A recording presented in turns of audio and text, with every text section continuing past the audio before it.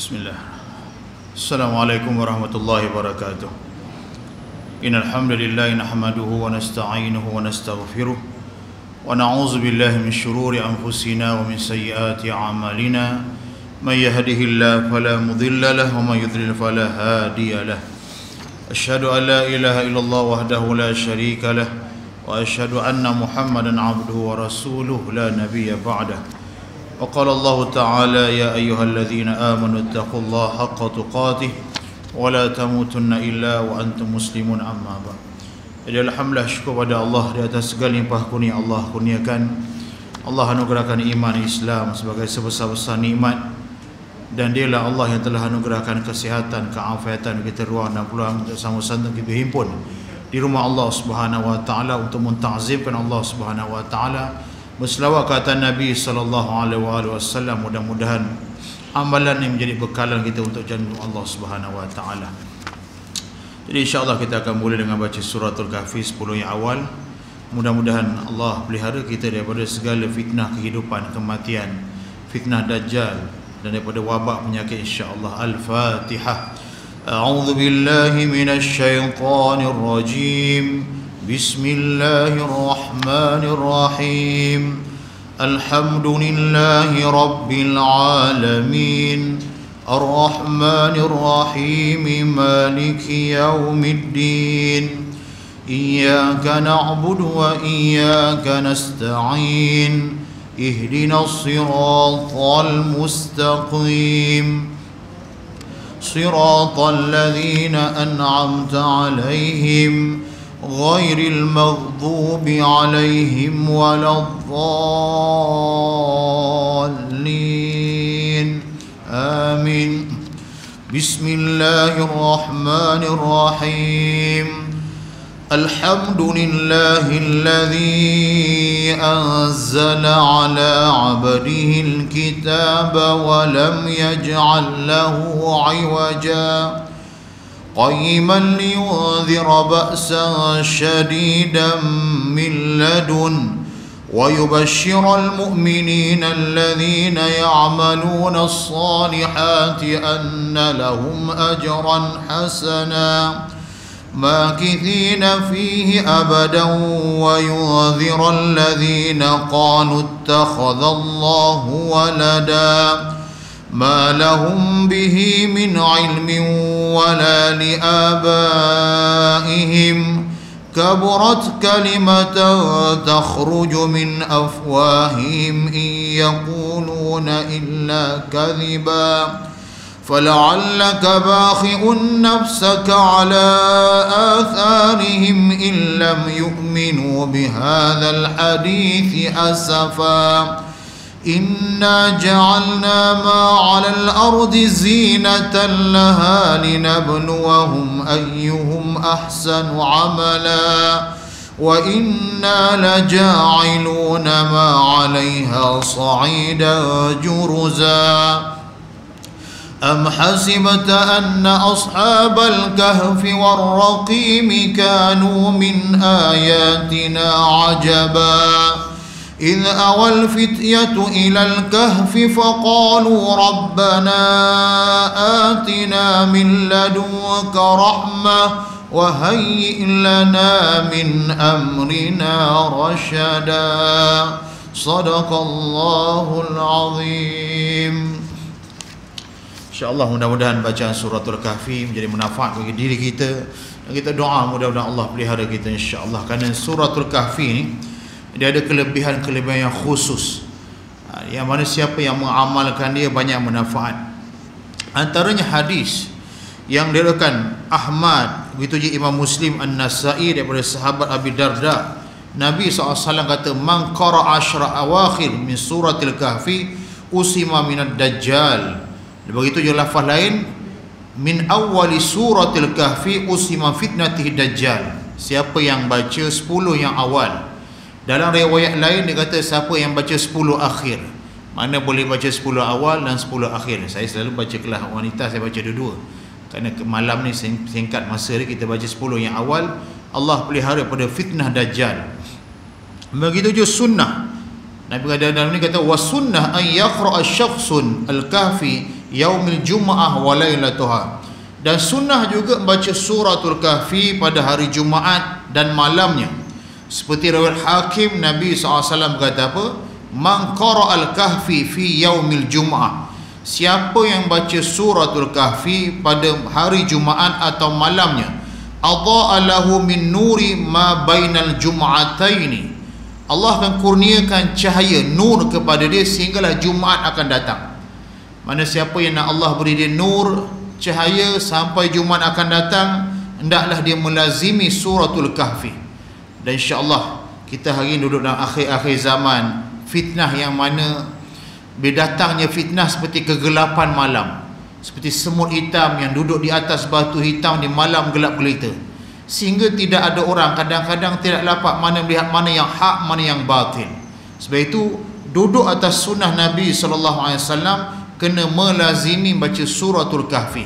Mudah-mudahan Allah pelihara kita daripada fitnah-fitnah kehidupan, fitnah kematian, dan fitnah yang paling besar umat ni fitnah Dajjal.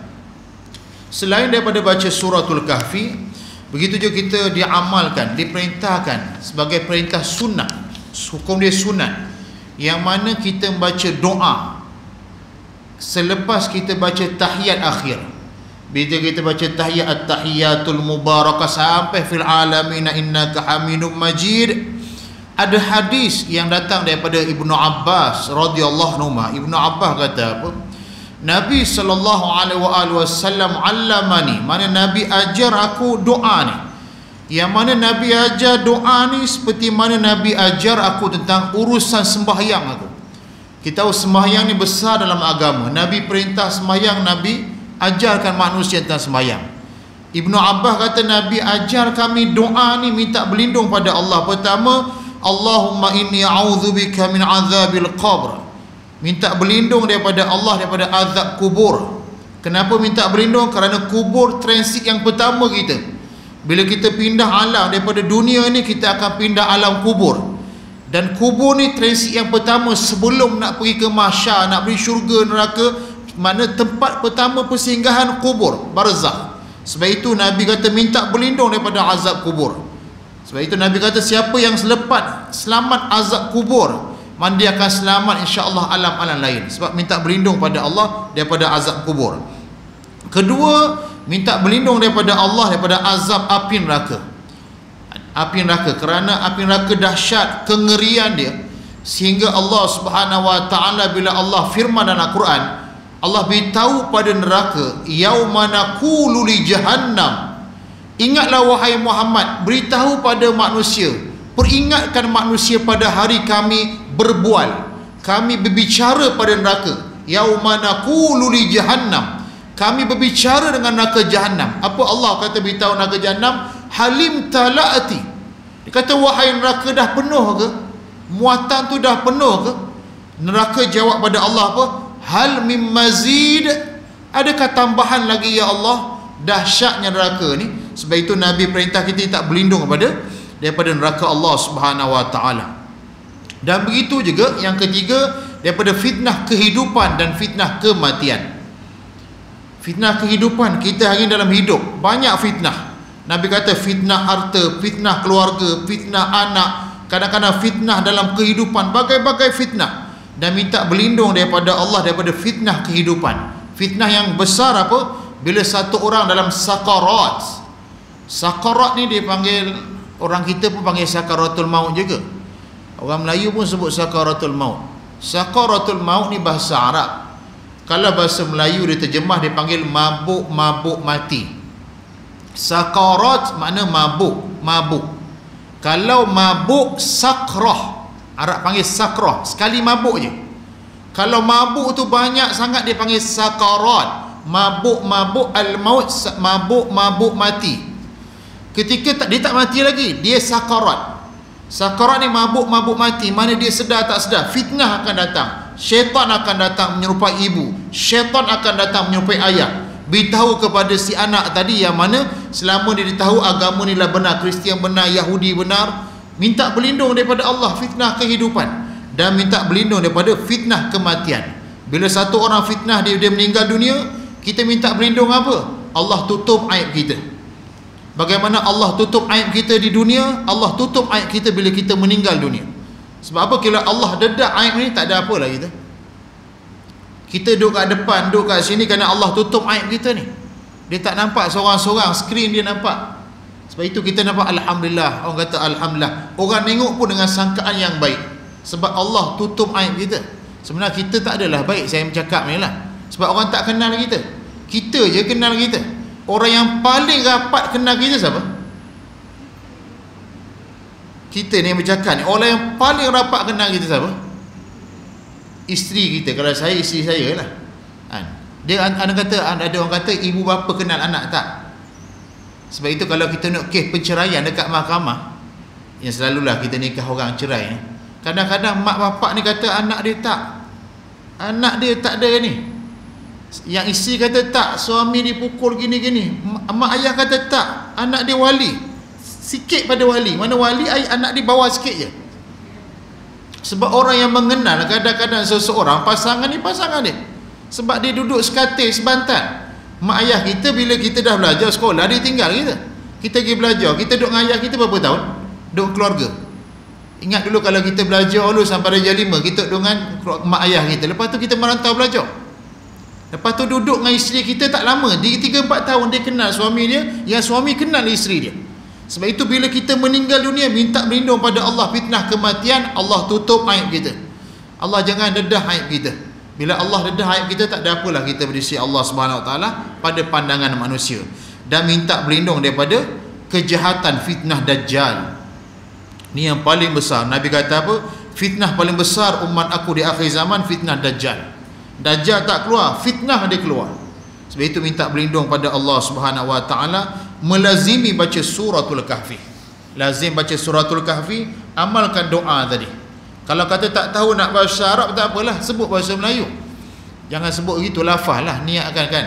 Ya Allah tak tebus, tapi bahasa Arab pun senang je kita hafal. Allahumma inni a'udzubika, senang je. Azabil qabr wa a'udzubika min azabin nar, fitnatil mahya wal mamat, fitnatin syarrid dajjal. Minta berlindung pada Allah 4 perkara ni. Sebab kita kadang duduk dalam keadaan gini. Dan kita juga doa lah, berdoa pada Allah. Dan kita tak tahu dalam ramai-ramai ni mana haji, mana hajah. Yang mana kita tahu amin dia Allah nak makbulkan, kita tak tahu. Dan kita nak hampir Ramadan dah.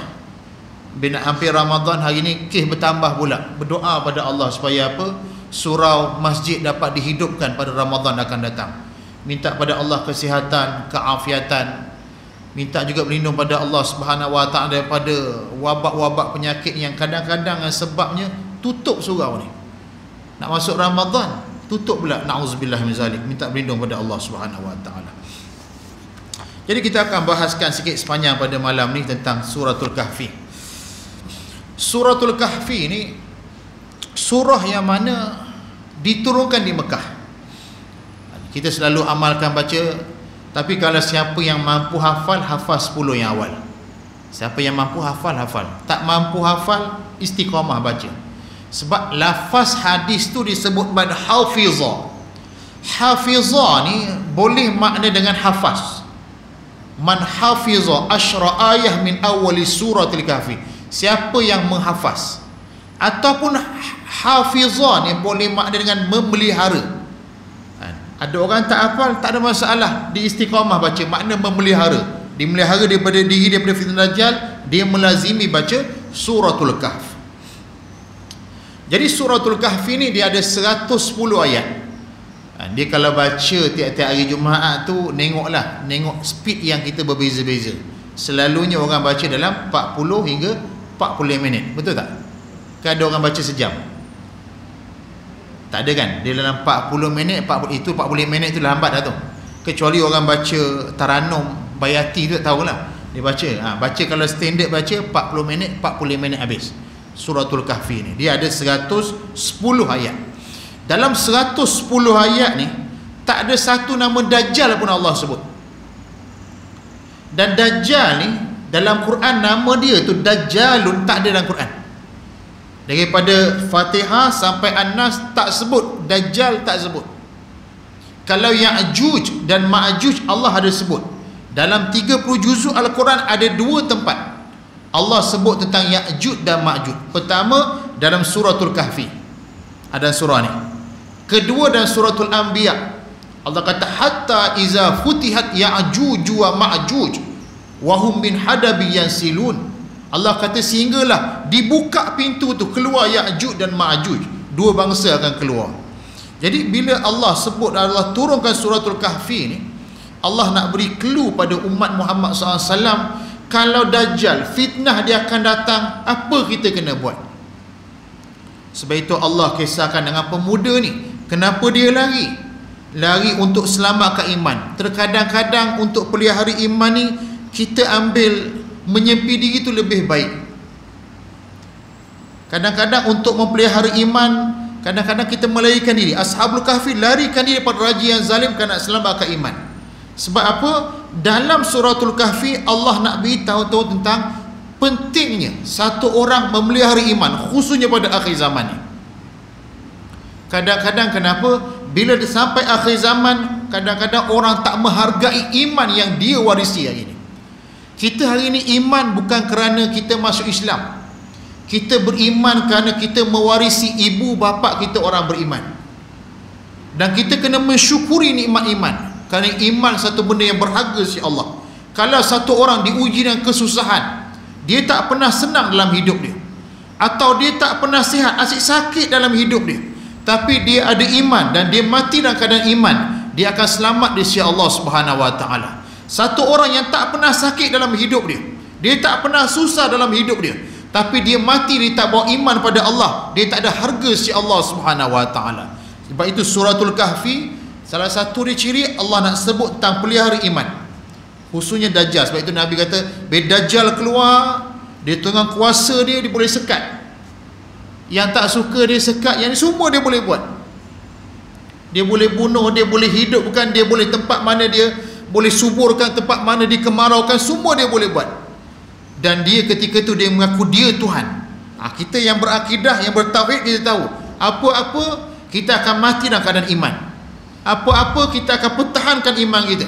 Sebab itu pentingnya. Okey, suratul Kahfi, pengajaran dia banyak.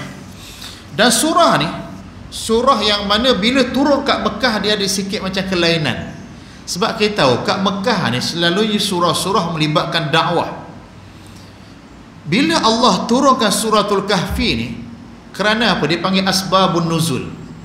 Asbabun nuzul kerana sebab turun surah ni, orang-orang kafir Mekah bila Nabi dakwa dia jadi rasul, orang kafir Mekah yang menentang Nabi ni, dia menentang bukan kerana dia tahu Muhammad ni bohong, bukan.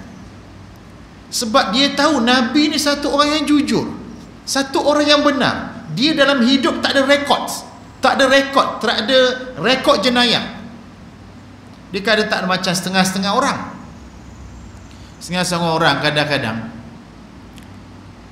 dia kata jadi ustaz pula sekarang. Dia kata berceramah, kita dulu kita dulu duk kata jadi imam sekarang. Dulu kecil-kecil bukan main kat lagi-lagi kat surau, dia kata. Dulu lagi-lagi dia kata hilang telur, hilang macam-macam. Kadang-kadang ada rekod lah.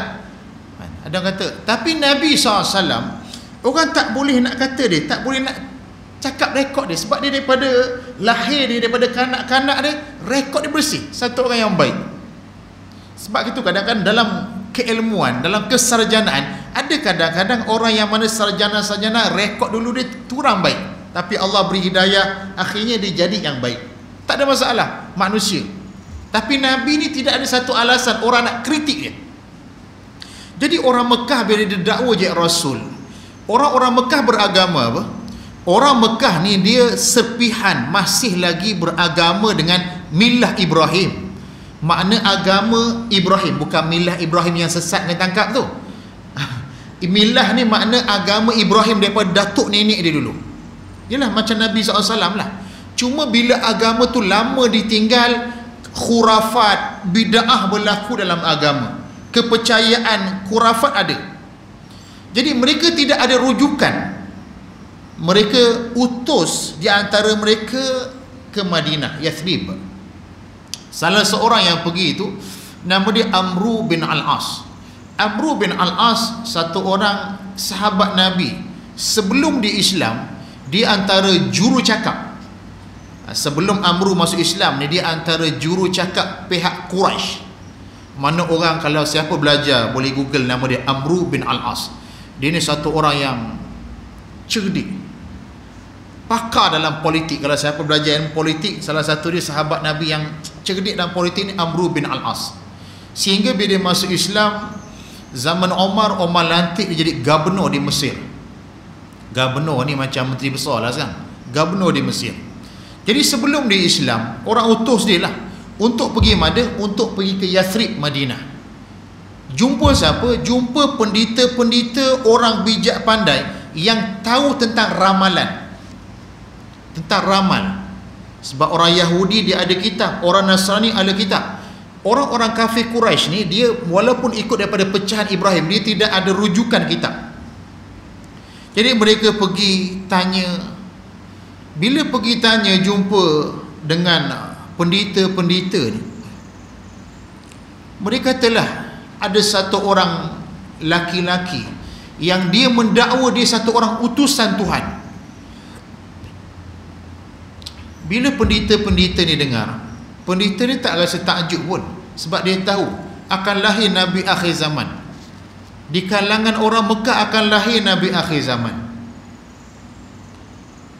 Jadi orang-orang Yahudi di Madinah beritahu kepada orang Mekah, kamu balik, kamu tanya dia tentang 3 soalan. Dia kata, tanya dia tentang 3 soalan. Kalau 3 soalan ni dia dapat jawab, dia satu orang Rasul. Memang dia satu orang Rasul. Jadi bila soalan tu diberitahu kepada Amru dan orang-orang Quraisy baliklah. Jumpa Nabi SAW. Dia jumpa Nabi, soal Nabi SAW tentang 3 soalan ni. 3 soalan ni diaju kepada Nabi SAW. Apa soalan dia? Pertama, dia beritahu Nabi SAW, dia kata, kisahkan, ceritakan kepada kami tentang pemuda-pemuda yang tidur dalam gua. Cuba kamu ceritakan. Kedua, cuba kamu ceritakan kepada kami tentang urusan roh. Dia kata ketiga, kamu ceritakan kepada kami tentang satu kisah raja yang dipanggil Dzulqarnain. 3 soalan. Jadi bila 3 soalan ni diaju Nabi SAW, Nabi kata, aku akan beritahu pada kamu. Mana kamu datang esok, datang ramai-ramai sikit, aku akan beritahu pada kamu 3 jawapan ni. Jadi orang-orang kafir Mekah ni esoknya datang jumpa Nabi SAW. Bila jumpa Nabi SAW ni, Nabi tak menjawab soalan tu. Nabi tak jawab. Hari kedua Nabi tak jawab. Sampai 15 hari. Ada riwayat mengatakan sampai 17 hari. Sehingga orang-orang kafir Mekah mempersenda Nabi, Muhammad ni satu orang yang dusta, dan Muhammad ni satu orang yang gila, dan dia satu orang pawang, tukang sihir. Sebab apa? Dia dah pakai tadi, kalau dia kata tak jawab, dia bukan satu orang Nabi. Dan Allah Subhanahu Wa Ta'ala dalam suratul Kahfi ni ayat 23, Allah kata, wala taqulanna li syai' inni fa'ilun dzalika ghada. Pertama sekali bila Allah turun Kahfi ni, Allah kata apa? Allah kata, wahai Muhammad, wala taqulanna li syai'in, jangan kamu kata sesuatu perkara, illa an yasha Allah, melainkan katalah insya-Allah. Mana Nabi kata kerana miss je, Nabi terlupa nak cakap teguran suci daripada Allah Subhanahu Wa Ta'ala pada kasih dia untuk mendidik Nabi. Allah kata wala taqulanna li syai'. Sebab itu saya pernah selalu dalam kelas-kelas saya sebut kalimah syai' yang ganjil dieja pada suratul Kahfi. Kalau kita baca suratul Kahfi ni, dalam bahasa Arab, segi tulisan bahasa, siapa belajar Quran ni ditulis dengan resam Uthmani. Bila tulis resam Uthmani, orang tulis kalimah syai', syai'un ke syai'in ke, ikutlah. Orang eja dengan shin, shim, lepas tu dia ada Rumaiyah, tak ada titik, hamzah letak atas. Itu kaedah tulisan resam Uthmani. Tapi dalam suratul Kahfi ejaan dia lain, dan lain ni ada satu tempat je. Dalam 114 surah ada beribu ayat, satu tempat je ejaan syai' digunakan hamzah, lepas tu baru ditumpang Rumaiyah. Hamzah tu dia buat macam alif, hamzah, baru huruf ya tanpa titik.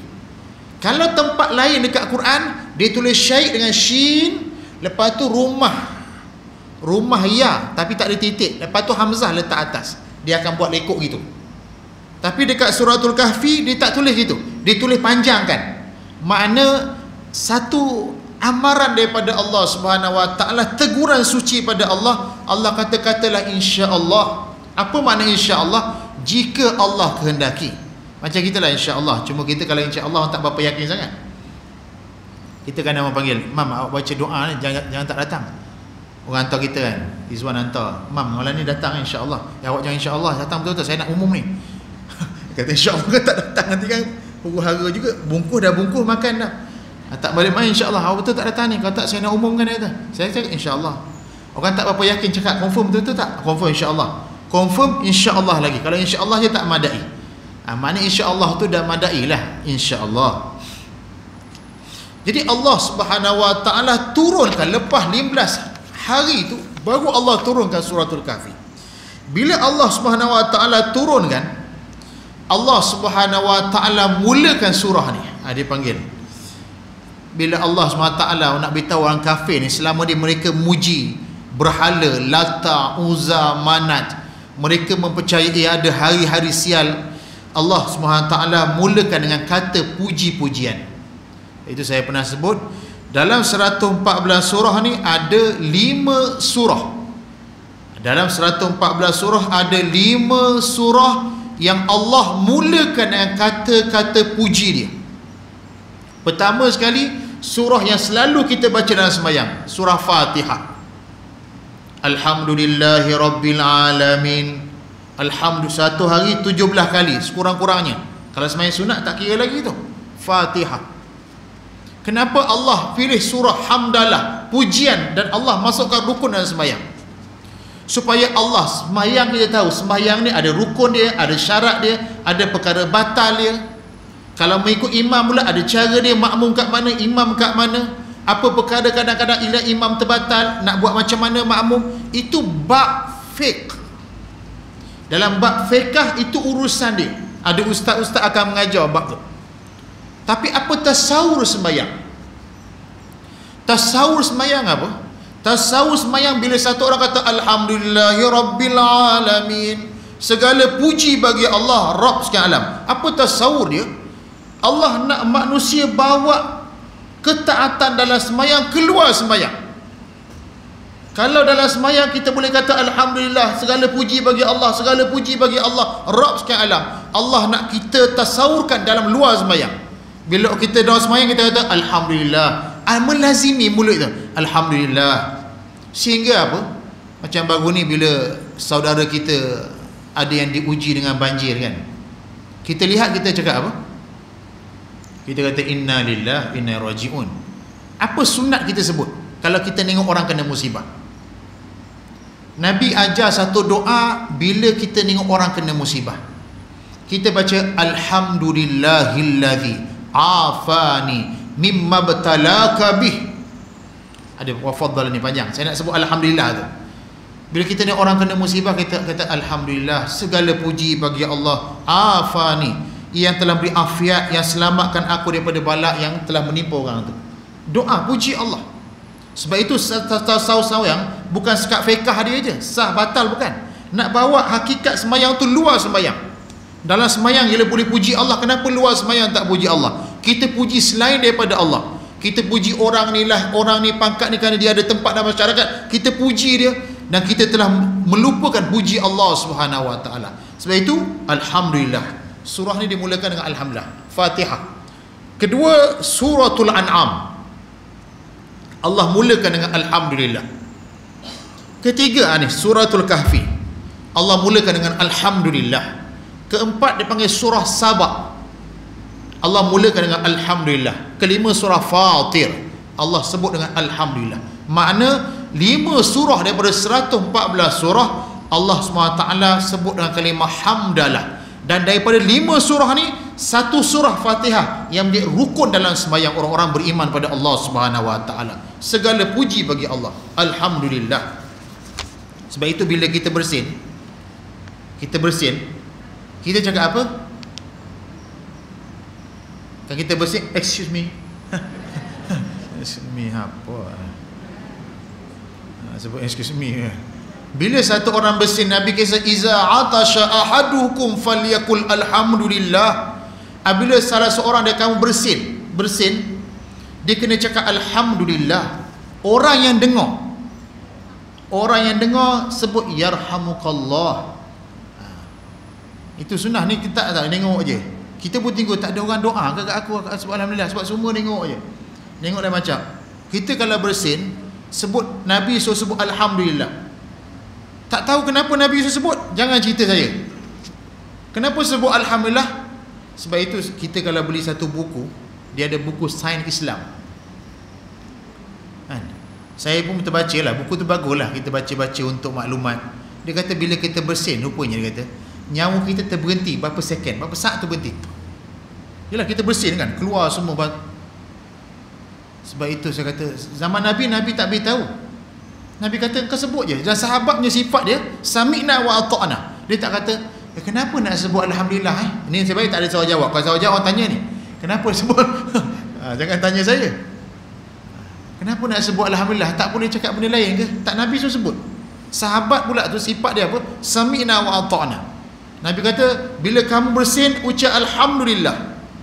Lepas tu orang yang dengar kena doakan orang bersin, yarhamukallah, mudah-mudahan Allah rahmat engkau. Habis kalau dia bersin 2, 3, 4, 5 kali tak berhenti-berhenti,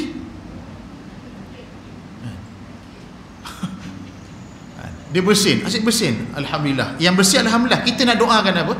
Kita nak kalau 4, 5 kali dia bersin, kita kata syafaqallah, mudah-mudahan Allah sembuhkan kau. Dia tak boleh main bersin sekarang ni. Dulu kalau balik umrah, 99% jemaah kita akan batuk sesama. Kalau sekarang, ini zaman dulu lah, 99% kajian. Kalau pergi umrah, pergi haji, balik mesti batuk semua. Kalau sekarang, kalau batuk dan sesama, boleh pakai gelang. Ada rakaman kan? Pelik juga orang ni sekarang ni. Sebab Covid tak ada 10 tahun dulu. Kalau Covid ada, orang pakai gelang dah sekarang. Biasalah orang balik umrah batuk sesama tu biasa. Bukan nak marah, geram je. Okey, alhamdulillah. Makna surah Sabat, surah Fatir, 5 surah.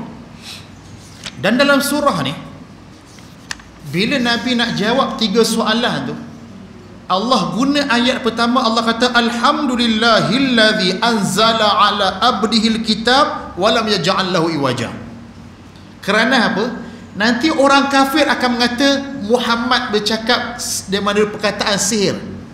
Sebab itu sebelum Allah nak jawab soalan daripada orang kafir, orang Yahudi ni, Allah kata segala puji bagi Allah Subhanahu Wa Taala yang telah menurunkan anzala ala abdi, yang turunkan Alkitab kepada hamba dia. Kena tahu penjelasan Quran ni turun daripada Allah. Dia bukan rekaan Muhammad, bukan tulisan Muhammad. Pertama, clue Allah. Sebab itu kalau kita baca surah Baqarah yang mula-mula, lepas Fatihah tak apalah, surah Baqarah mula-mula, Allah mula starting surah tu, Allah kata apa? Alif Lam Mim Zalikal Kitab La Raiba Fih. Mula-mula. Sebab nak cerita panjang, cerita Baqarahnya lain, surah Ali Imran, An-Nisa sampai An-Nas. Clue dia mula-mula ke ayat nombor 2 tu je. Allah kata zalikal kitab, inilah kitab Al-Quran la raiba fi, yang tidak ada syak, tidak ada keraguan. Makna lepas ni aku nak cerita-cerita apa, kamu jangan syak. Orang beriman kita takkan syak. Sebab itu Allah beri clue pertama. Jadi nak jawab 3 soalan ni, Allah beri ayat pertama, Allah kata anzala ala abdil, Quran segala puji bagi Allah yang turun ke Al-Quran ni ke atas hamba dia Muhammad, yang walam yaj'al lahu iwaja, yang kamu takkan jumpa bengkang-bengkok ni. Takkan jumpa. Takkan jumpa. Pertama sekali kena yakin Quran ni kalam Allah Subhanahu Wa Taala. Segi ilmu tajwid, Tadi kita baca semua kan, saya telah jelaskan kepada jemaah wanita, dia saktah. Dalam suratul Kahfi yang selalu kita baca, surah Yasin, surah Kahfi lah, yang surah lain jangan-jangan kita baca, kita akan jumpa saktah. Saktah ni apa? Saktah ni dalam Al-Quran, segi pembacaan Al-Quran, ilmu Al-Quran. Dalam ilmu pembacaan Al-Quran, dia dalam kita baca Quran, dia ada 3 kaedah. Pertama, baca cara waqaf, berhenti. Kedua, baca cara wasal, sambung. Ketiga, cara saktah. Ini 3 cara baca Al-Quran. Dia tak ada cara keempat. Makna kalau nak waqaf, waqaf, nak wasal, wasal, nak saktah, saktah. Dia tak boleh nak baca Alhamdulillahirabbil alamin arrahmanirrahim maliki yaumiddin iyyaka na'budu wa iyyaka nasta'in. Dia nak baca itu tak masalah, baca Alhamdulillahirabbil alamin arrahmanirrahim maliki. Baca laju tak ada masalah, wasal betul-betul. Kalau baca Alhamdulillahirabbil alamin arrahmanirrahim, itu dia tak panggil wasal. Wasal ni makna sambung. Alhamdulillahirabbil alamin arrahmanirrahim mim maliki, tak boleh baca maliki yaumiddin iyyaka. Itu nak kata dia wasal, tak wasal sambung, tak wasal sambung. Jadi dalam suratul Kahfi ni dia ada tanda saktah. Dan tanda saktah, lepas tu ada tanda waqaf. Ingat kaedah dalam ilmu tajwid, bila bertembung saktah dengan waqaf. Saktah bertembung. Kita baca suratul Kahfi kita akan jumpa, baca Yasin pun akan jumpa. Qalu ya wailana man ba'athana min marqadina. Dekat situ ada tanda saktah dan ada tanda waqaf. Dekat situ boleh baca dua-dua. Nak saktah boleh, nak waqaf boleh. Alhamdulillahillazi anzala ala abrihil kitaba wa lam yaj'al lahu iwaja. Qayyim, ambil nafas. Sebab waqaf ni dia kena ambil nafas. Qayyiman liyun, kalau saktah Alhamdulillahillazi anzala ala abrihil kitaba wa lam yaj'al lahu iwaja. Qayyiman liyun, dia berhenti tanpa ambil nafas. Itu beza tu je. Makna bila bertembung dua tempat ni, saktah dan waqaf, boleh baca dua-dua. Boleh baca dengan saktah, boleh baca dengan waqaf. Tetapi baca dengan saktah lebih banyak pahala, lebih afdal. Kadang-kadang kita bawa belajar ni, kita nak imam baca malam Jumaat, kata dia tak saktah imam tu, dia kata. Dia baru belajar. Dia kata baru saktah, tak boleh waqaf. Qalu ya wailana man ba'athana min marqadina. Imam tu nak berhenti, tak ada masalah. Sebab dia tahu tadi dia baru buka puasa. Dia malam Jumaat dia buka puasa, dah makan nasi semua, dah makan-makan, tiba-tiba dia kena tugas malam tu. Bila kena tugas memang tak cukup nafas dah dia. Kan? Dia mengah gitu, kalau mana dia nak berhenti, tak ada salah, tak salah. Itu yang suratul Kahfi. Itu segi bacaan. Bila Allah guna puji bagi Allah Subhanahu Wa Taala, makna nak menolak orang-orang kafir Quraisy yang selama ni mereka muji selain pada Allah Subhanahu Wa Taala. Dan Allah kata bila Allah turun ke Al-Quran ni dan menafikan juga tuduhan-tuduhan orang kafir yang mengatakan bahawa Quran ini ciptaan Nabi SAW. Dan orang yang tahu yang Quran ni kalam Allah, sebab apa? Zaman dahulu, zaman Nabi ni, zaman Arab Jahiliyah, mereka ni popular dengan ahli syair, ahli bahasa. Macam kita lah, kita ada sastrawan, ahli bahasa. Kadang-kadang kita tengok kan orang ahli bahasa bercakap macam mana. Dia nak mula, dia nak jemput kenduri kahwin tu, dia tulis majlis tu, dia punya bahasa tu, dia kata dia buka dengan pantun dia, lan nak cerita tu je, jemput majlis saya 20 hari bulan dah. Tapi dia punya bahasa tu, ada orang jenis gitu. Ada orang jenis tak ada nak bahasa-bahasa, datang majlis saya. Macam Khalid Ibn Walid dia tak pandai nak buka-buka sastra ni. Dia bila nak panggil panglima, dia kata Bismillahirrahmanirrahim Khalid Ibn Walid. Ni surat daripada Khalid, aku panggil kau datang sini. Tak ada kata yang berhormat gini-gini, dipersilakan. Saya pun tak tahu juga bahasa sastra, itu boleh tanya Haji Semia, dia tahu je.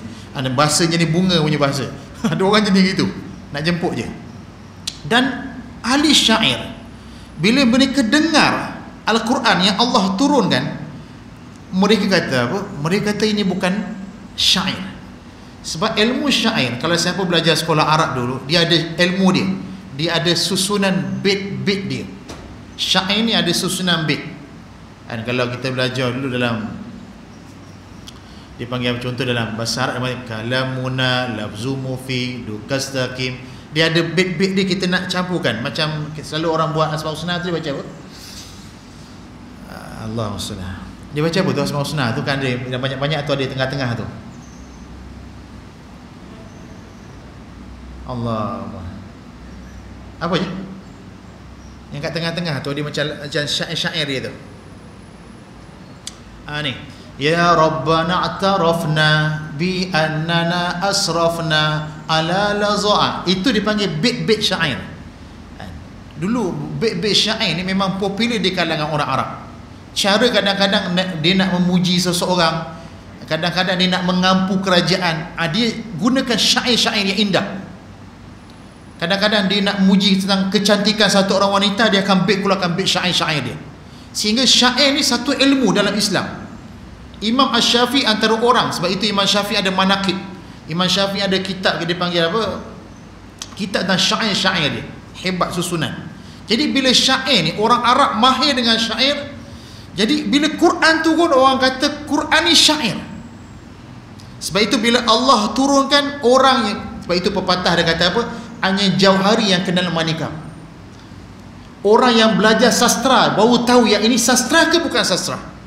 Orang Arab yang bila dengar, seperti Abdullah bin Rawahah, mereka ni semua ahli-ahli syair. Bila Allah turunkan contoh suratul Kahfi, Allah kata alhamdulillah, mereka kata, dia kata ini bukan syair.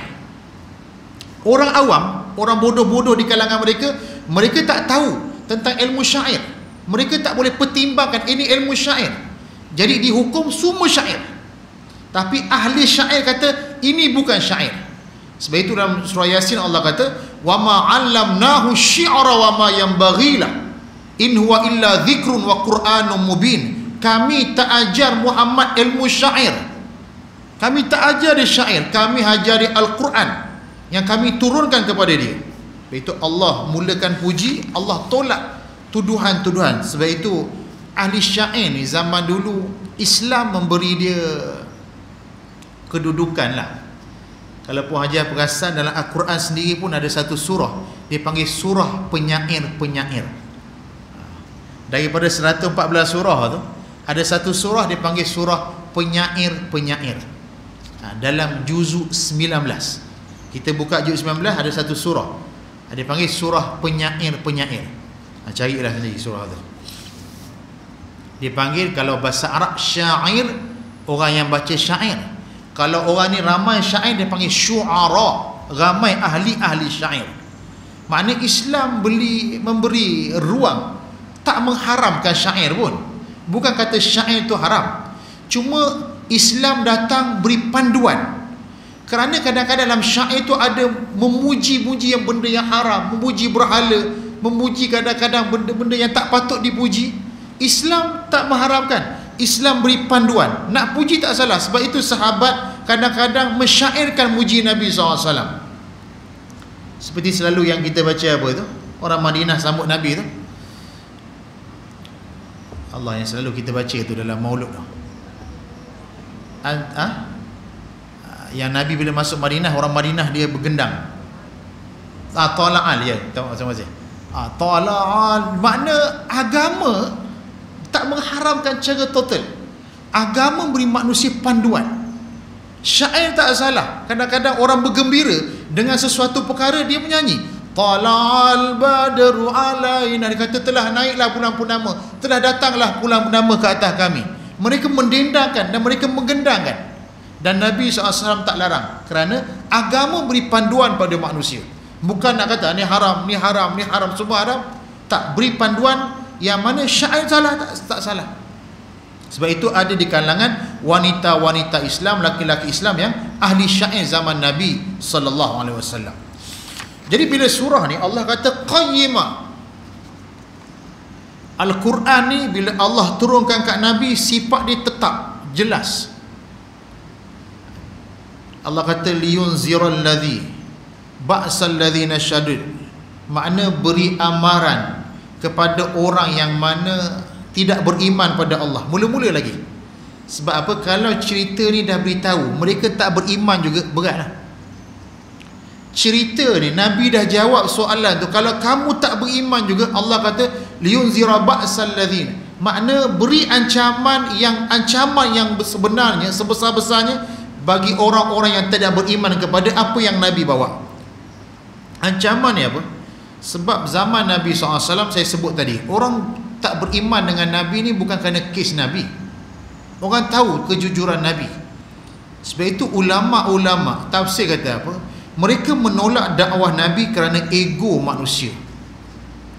Abu Jahal, Abu Lahab, kerana dia ada tempat dalam masyarakat, dia ada harta, dia ada kedudukan. Kadang-kadang untuk mengikut satu orang anak yatim, dia kata jatuh aku.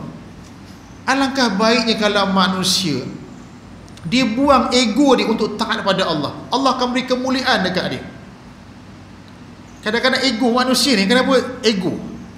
Dan benda ni Allah uji pada semua manusia, tak kira lah siapa, termasuk kadang-kadang orang yang ada ilmu. Syaitan Azazil diguru pada malaikat, dia mengajar malaikat, tapi kerana apa Allah laknat dia? Ego dia. Bila Allah kata apa? Allah perintah usjudu li Adam, sujud, tunduk hormat kepada Adam sebab aku nak jadi khalifah. Dia kata apa? Kata khalaqtani min nar wa khalaqtahu min tin. Dia kata aku dicipta daripada api, dia daripada tanah. Macam mana aku nak sujud dekat dia? Aba wastakbar. Ego dia tak nak patuh. Kalau dia tunduk pada perintah Allah, alangkah baiknya benda itu bagi diri dia. Itu mana? Begitu juga Ali Asy-Syair. Allah kata qayyimal yunzira ba'san syadid wa yubashshiral mu'minin, dan gembirakan orang-orang beriman. Dan Allah kata bila Nabi datang, bawa datang cerita ni, gembirakan mereka. Sebab itu sahabat jenis manusia apa? Dia tak bertanya. Allah kata minal ladzina hadu yuharrifunal kalima am mawadhihi wa yaquluna sami'na wa asaina. Allah kata orang Yahudi, minal ladzina hadu, ada orang-orang Yahudi yuharrifunal kalima am mawadhihi, mereka ubah kalimah dalam Taurat. Bila mereka dengar Taurat dibacakan, mereka kata apa? Wa yaquluna sami'na wa asaina, kami dengar, kami tak ikut. Asaina, kami derhaka. Tapi orang sahabat Nabi Allah kata apa? Innama kana qaulahum idza du'a ila Allah wa rasulihi ayyaqulu sami'na wa ata'na. Sebab itu bila ayat ni, bila nak cerita ni, sahabat tak tanya, beriman je. Wallahu alam bisawab, insya-Allah. Mudah-mudahan nak beritahu apa, Allah beri saya kekuatan kepada kita semua baca suratul Kahfi. Kita doa akhir-akhir ni, kita tahu fitnah dalam kegelapan, dan doa mudah-mudahan Allah beri kita kekuatan panjangkan umur sampai Ramadan akan datang dalam keadaan sihat. Dan doalah biar masjid-masjid semua dibuka, dan masjid-masjid dibuka sebelum Ramadan, dan Allah jauhkan pada wabak penyakit ni. Subhanakallahumma bika asyhadu an la ilaha illa anta astaghfiruka wa atubu. A'udzu billahi minasyaitonir rajim. Bismillahirrahmanirrahim. Alhamdulillahi alamin. Allahumma shalli ala Muhammad wa ala ali Muhammad. Allahumma aghna bil ilmi wa zayyina bil hilmi wa akrimna bit taqwa jamina bil afiyah. Allahumma inna na'udzu bi kalimatillahi tammah min syarri ma khalaq. Bismillahilladzi la yadhurru ma'a ismihi syai'un fil ardi wa la fis sama' wa huwas samiul alim. Wa sallallahu ala sayyidina wa nabiyyina Muhammad wa ala alihi wa sahbihi wasallam. Habla rabbil alamin, taqabbalallahu.